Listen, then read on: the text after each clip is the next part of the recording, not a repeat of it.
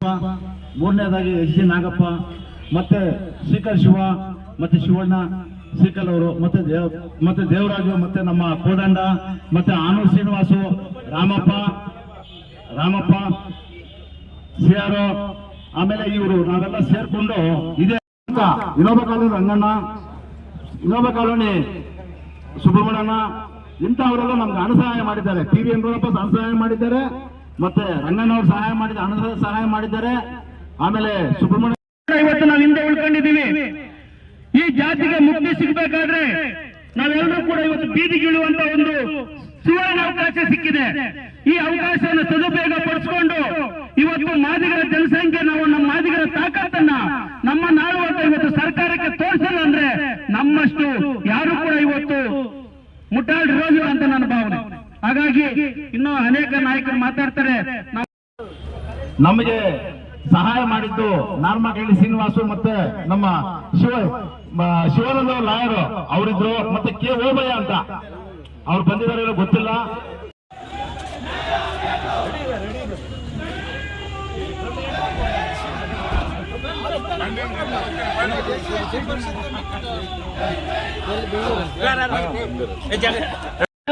ಏನಿವತ್ತು ಸರ್ಕಾರ ಆಯೋಗ ರಚನೆ ಮಾಡಿದ್ದು, ಆವತ್ತಿನ ಅಂದಿನ ಸರ್ಕಾರ ಇದ್ದಿದ್ದು ಕಾಂಗ್ರೆಸ್ ಸರ್ಕಾರನೇ. 2007ರಲ್ಲಿ ಸನ್ಮಾನ್ಯ ಶ್ರೀ ಎಸ್.ಎಂ. ಕೃಷ್ಣರವರು ಆಯೋಗ ರಚನೆ ಮಾಡಿ ಸರ್ಕಾರದ ಬೊಕ್ಕಸದಿಂದಾನೇ ದುಡ್ಡು ಖರ್ಚು ಮಾಡಿ ಕರ್ನಾಟಕ ರಾಜ್ಯಾದ್ಯಂತ ಪ್ರತಿ ಹಳ್ಳಿಗೂ ಭೇಟಿ ನೀಡಿ ಏನಿವತ್ತು ಮಾದಿಗರು ಅವರು ಕುಲಕಸಬು ಏನಿದೆ ಅಂತ ಸಮೀಕ್ಷೆ ಮಾಡಿಸಿ ವರದಿಯನ್ನು ಪಡಿತಾರೆ. ಏನಾಯ್ತು ಅದು ಮಾತಾಡೋಣ, ಮಾತಾಡಲ್ಲ ನಿಲ್ಬೇಡ అదంతా నేను ఖండితంగా చెప్తాను. పోరాటం యాజ్ఞంగా వచ్చానని కూడా ಪರಿಶಿಷ್ಟ ಜಾತಿಯಲ್ಲಿ ನಮ್ಮನ್ನಾಳುವಂತಹ ಸರ್ಕಾರಗಳು 101 ಜಾತಿಗಳನ್ನ ತಂದು ಪರಿಶಿಷ್ಟ ಜಾತಿಯಲ್ಲಿ ಸೇರಿಸಿ ಕಳೆದ 79 ವರ್ಷಗಳಿಂದ ಮಾದಿಗರನ್ನ ಒಂದು ಚುನಾವಣೆ ಬರೀ ಓಟ್ಗಾಗಿ ಇಟ್ಕೊಂಡು ಕಳೆದ 79 ವರ್ಷಗಳಿಂದ ತುಂಬ ಸಾಮಾಜಿಕವಾಗಿ, ಆರ್ಥಿಕವಾಗಿ, ಶೈಕ್ಷಣಿಕವಾಗಿ ಎಲ್ಲ ರಂಗಗಳಲ್ಲಿ ಕೂಡ ಮಾದಿಗರನ್ನ ತುಳ್ಕೊಂತಾನೆ ಇವತ್ತು ಬಂದಿರೋ ತಮ್ಮೆಲ್ಲರಿಗೂ ಗೊತ್ತಿರುವಂಥ ವಿಚಾರ. ಬಂಧುಗಳೇ, 1976ರಿಂದ ಹಿಡಿದು 1976ರಲ್ಲಿ LG ಆವನೂರು ವರದಿ ಬರ್ತದೆ. LG ಆವನೂರು ವರದಿಯಲ್ಲೂ ಸಹ ಮಾದಿಗರು 100ಕ್ಕೆ 67% ಇದ್ದೀವಿ ಅಂತ. ಒಂದು ವೇಳೆ ಒಳ ಮೀಸಲಾತಿ ವರ್ಗೀಕರಣ ಆಗ್ಬಿಟ್ರೆ ಇಲ್ಲಿ ನಾವು ಎಷ್ಟು ಜನ ಇದ್ದೀವಿ, ಅಷ್ಟು ಜನ ಬರೀ ನೌಕರರು ಮಾತ್ರ ನಮ್ಮ ಮುಂದೆ ಇರ್ತಾರೆ. ಅಷ್ಟು ಜನ ನಮ್ಮ ಮಕ್ಕಳಿಗೆ, ನಮ್ಮ ಭವಿಷ್ಯದ ಮಕ್ಕಳಿಗೆ ಇವತ್ತು ಉದ್ಯೋಗಾವಕಾಶಗಳು ಸಿಗ್ತವೆ. ಮತ್ತೆ ರಾಜಕೀಯವಾಗಿ, ಆರ್ಥಿಕವಾಗಿ, ಸಾಮಾಜಿಕವಾಗಿ ಎಲ್ಲ ರಂಗಗಳಲ್ಲಿ ಕೂಡ ಮಾದಿಗರನ್ನು ಇವತ್ತು ಮುನ್ನಡೆಸುವಂತಹ ನೀವು ಇಲ್ಲಿರುವಂತಹ ಪ್ರತಿಯೊಬ್ಬ ಮಾದಿಗರ ಕರ್ತವ್ಯ ಕೂಡ ಆಗಿದೆ. ಹಾಗಾಗಿ ಬಂಧುಗಳೇ, ಇದೇ ತಾರೀಕು 18ನೇ ತಾರೀಕು ಇಲ್ಲಿ ನಾವೇನು ನಮ್ಮ ಮಂತ್ರಿಗಳಿಗೆ ಮನವಿಯನ್ನ ಕೊಡ್ತೀವಿ. ನಮ್ಮ ಮಂತ್ರಿಗಳನ್ನ ಮನವೊಲಿಸಬೇಕಾಗಿದೆ. ಕಾರಣ ಏನಂದ್ರೆ ಮಂತ್ರಿಗಳು ಕೂಡ ಇಲ್ಲಿ ಇವತ್ತು ನಮ್ಮ ಪರವಾಗಿ ಸದನದಲ್ಲಿ ಧ್ವನಿ ಎತ್ತಬೇಕು. ಮಾದಿಗರಿಗೆ ನಿಜವಾಗಿ ಅನ್ಯಾಯ ಆಗಿದೆ, ಮಾದಿಗರಿಗೆ ನಿಜವಾಗ್ಲೂ ಅನ್ಯಾಯ ಆಗಿದೆ ಅಂತ ಎಲ್ರಿಗೂ ಗೊತ್ತಿರುವಂತ ವಿಚಾರನೇ. ಆದ್ರೂ ಕೂಡ ಮಾನವರಲ್ಲಿ ಒಗ್ಗಟ್ಟಿನ ಕೊರತೆ ಇದೆ ಅಂತ ಹೇಳಿ ಇವತ್ತು ದಿಕ್ಕು ತಪ್ಪಿಸ್ತಾ ಇದ್ದಾರೆ. ಆದ್ರೆ ಬಂಧುಗಳೇ, ಒಂದು ವಿಚಾರವನ್ನು ನಿಮ್ಮ ಮುಂದೆ ಹೇಳಲಿಕ್ಕೆ ಬಯಸ್ತೀನಿ. ಕೊನೆಯದಾಗಿ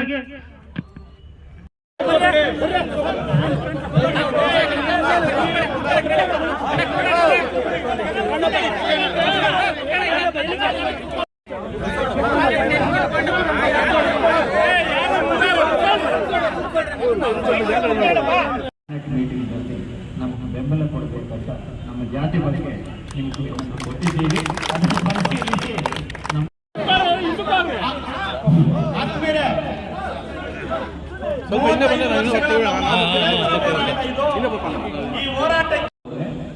ನಿಮಗೂ ಒಂದು ಪ್ಲಾಟ್ಫಾರ್ಮ್ನಲ್ಲಿ ಬುನಾದಿ ತರಬೇಕಿರುವವರು ನಮ್ಮ ಜಾತಿಯವರು.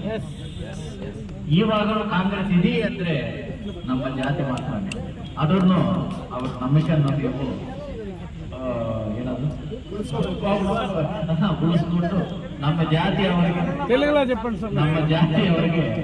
ಏನು ಹೆಲ್ಪ್ ಮಾಡೋಣ ಅದು ನೀವೆಲ್ಲ ಮಾಡಬೇಕು. ಕಮಿಂಗ್ ಅದು ಸ್ಪೆಷಲ್ ಇವತ್ತು ಜಗ್ಜಿನ್ ಭವನಕ್ಕೆ ಜಾಗ ಕೊಡಿ ಅಂತಕ್ಕಂಥದ್ದು ನಾನು ಜಾಗ ಅಂತ ಖಂಡಿತ ಕೊಡಿಸ್ತೀನಿ.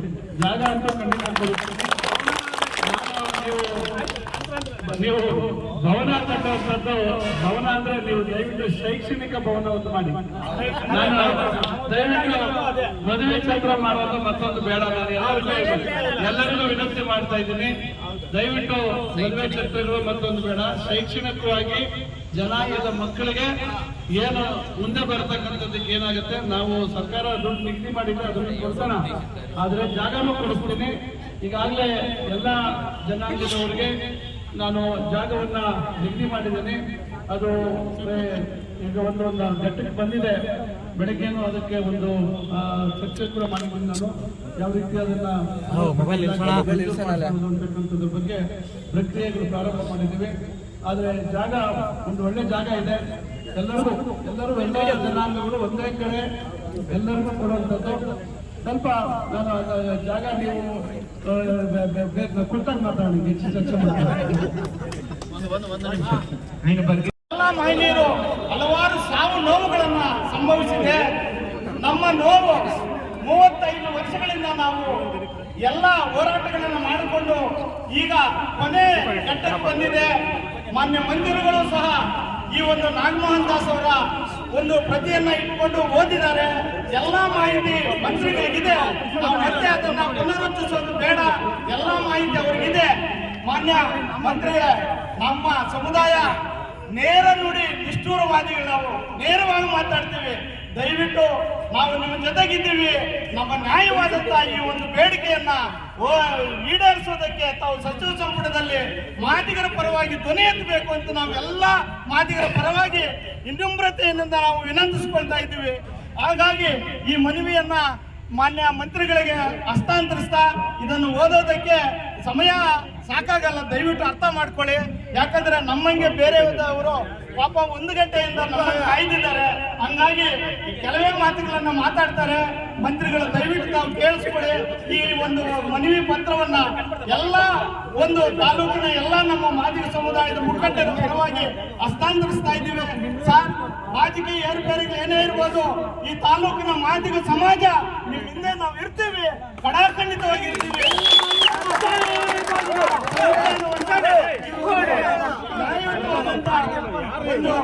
ಬೇಡಿಕೆಯನ್ನು ಈಡೇರಿಸಬೇಕು ಅಂತ ಕೋರ್ತಾ ಮಾನ್ಯ ಮಂತ್ರಿಗಳ ಈ ಒಂದು ಮನವಿ ಪತ್ರವನ್ನು ಹಸ್ತಾಂತರಿಸ್ತಾ ಇದ್ದೀನಿ. ಜೋರಾಗಿ ಚಪ್ಪಾಳಿಯೊಂದಿಗೆ ಮನವಿ ಪತ್ರವನ್ನು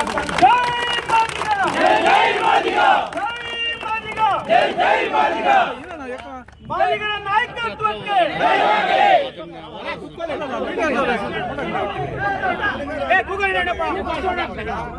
ನೀವು ಕುತ್ಕೊಂಡ್ರೆ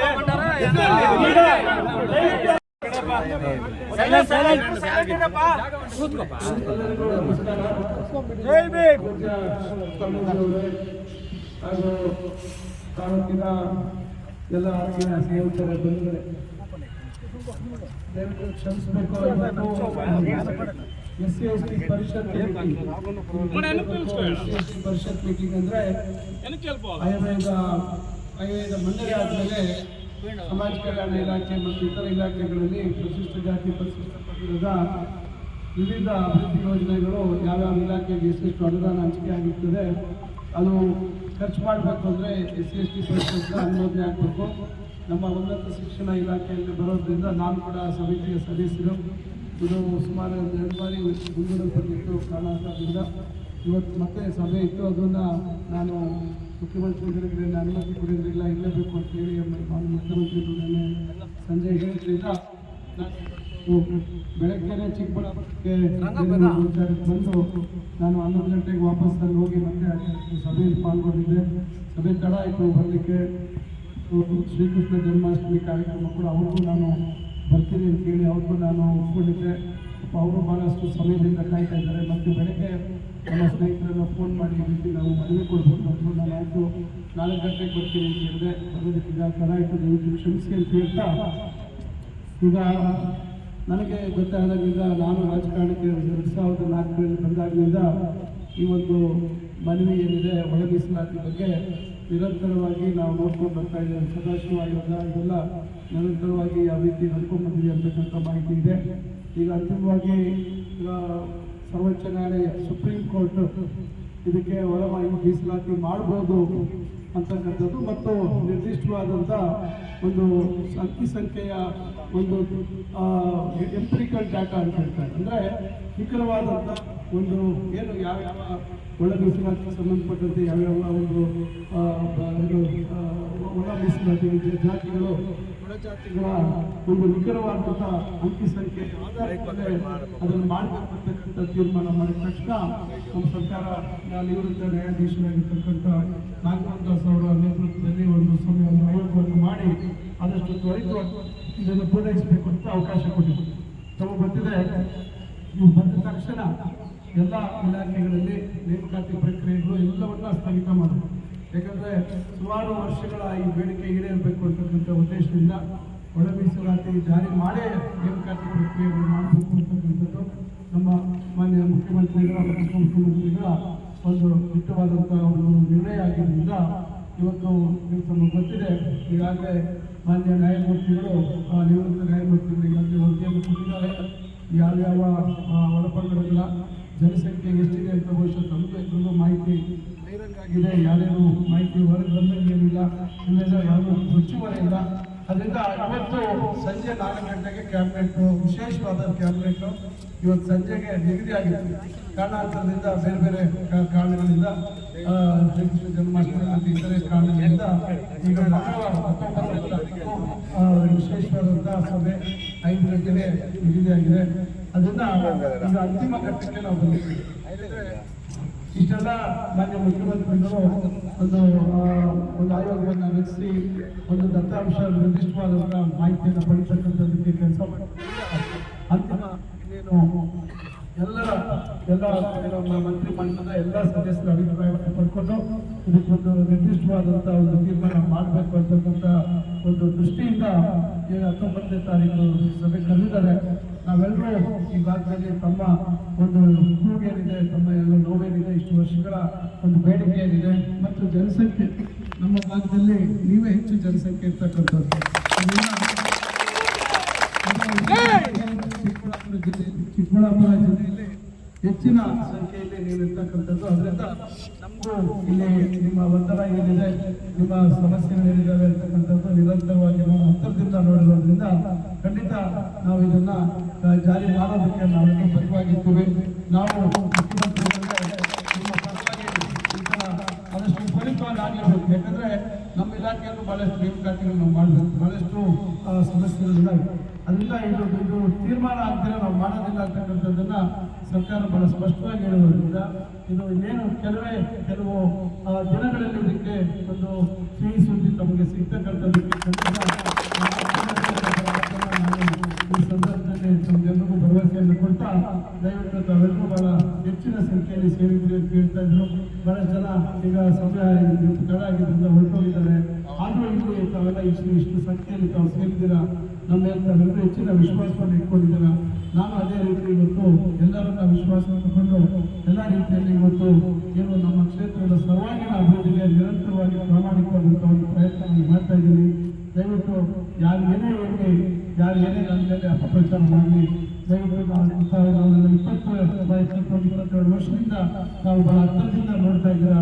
ತಾವು ದಯವಿಟ್ಟು ಅಂಥದಕ್ಕೆಲ್ಲ ತಾವು ಅವಕಾಶ ಮಾಡಿಕೊಳ್ತೀರಾ. ನಮ್ಮ ಮೇಲೆ ವಿಶ್ವಾಸ ಇಟ್ಕೊಳ್ಳಿ. ಖಂಡಿತ ನಾನು ಪ್ರತಿಯೊಬ್ಬರನ್ನು ಜೊತೆಗೆ ಕರ್ಕೊಂಡು ಹೋಗ್ತಕ್ಕಂಥ ಹೇಳಿ ಮತ್ತೊಮ್ಮೆ ಸ್ವಾಮೀಜಿಯವರಿಗೆ ತಾವು ಬಹಳ ಸಮಯದಿಂದ ಕಾದಿದ್ದಾರೆ, ತಾವು ನನಗೆ ಶ್ರಮಿಸಬೇಕು ಅಂತ ಹೇಳಿ